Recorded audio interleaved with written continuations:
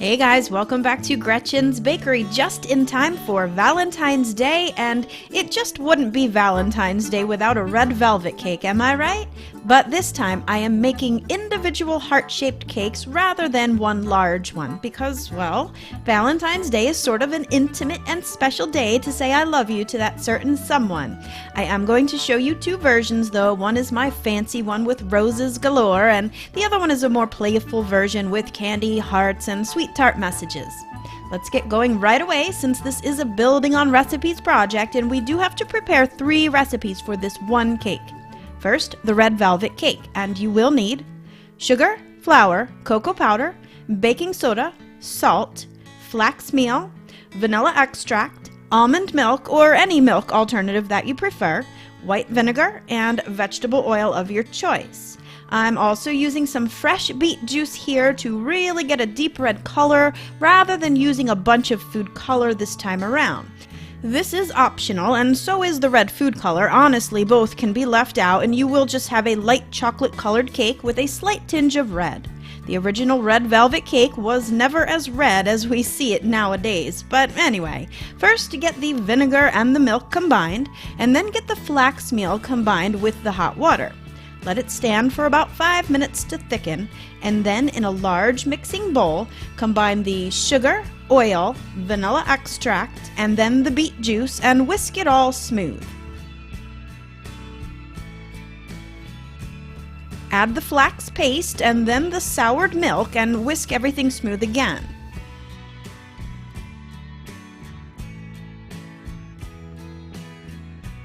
Sift the dry ingredients directly into the bowl and then whisk everything together to a smooth batter. Now you can see that the color here is that of a light chocolate cake. If you want to spike that color, add a bit of red food coloring.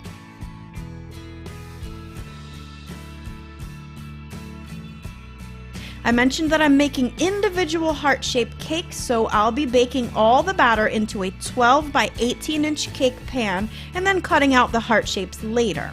You can bake the batter between 2 8-inch pans and make a larger family-style layer cake if you prefer. Either way, use a light spray of pan spray and a parchment liner. Bake in a preheated 350-degree Fahrenheit oven for approximately 25 to 35 minutes, really depends on what size pan you use. But when it is springy to the touch, when you gently press the center, you'll know that it's done. Be careful not to over-bake. Meanwhile, you can prepare the cream cheese filling with Earth Balance buttery sticks, vegan cream cheese, and confectioner's sugar.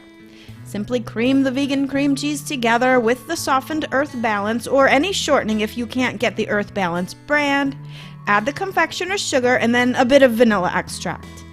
Refrigerate it while you prepare the buttercream, and you will need Earth Balance buttery sticks again, high ratio shortening, confectioner's sugar, vanilla extract, and some almond milk. Be sure to sift the confectioner's sugar and get the fats creaming on high speed for about 3 to 5 minutes.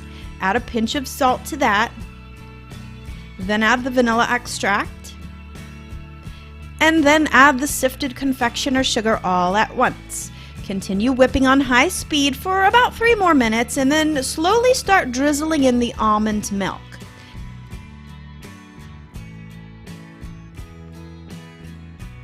Keep whipping it on high for about another 3 minutes until it is light and airy and fluffy and so good.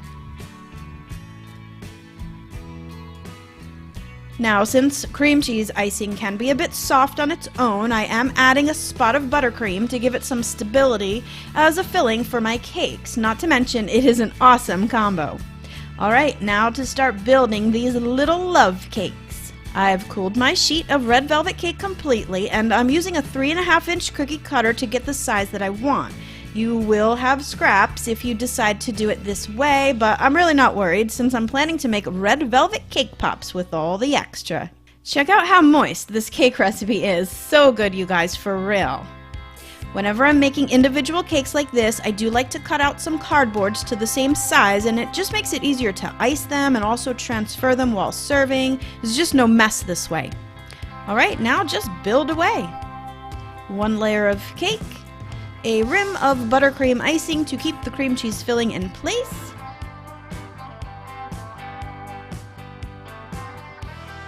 And then just give it a little crumb coat to smooth it all out. And since I'm going to be decorating these with a basket weave design, there's really no need to crumb coat the entire cake.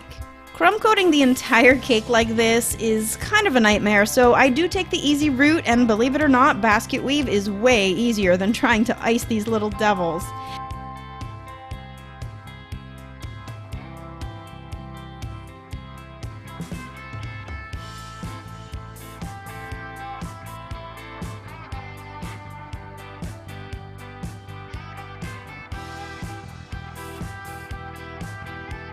Alright, now for the icing trick to get two-toned buttercream flowers. I've got my pale pink buttercream spread onto a piece of plastic wrap, and then a red buttercream over top of that.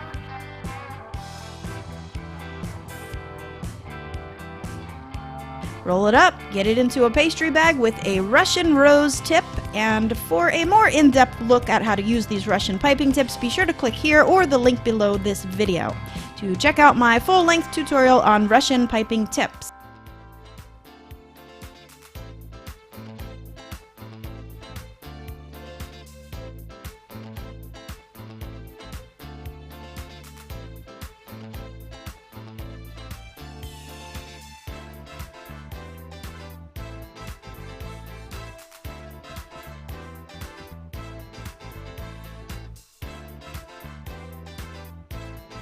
For those who don't have the Russian piping tips, or if you just want to go a little bit more playful with these cakes, candy is a great option. Candy Sweet Tart love messages and heart sprinkles. How fun is this?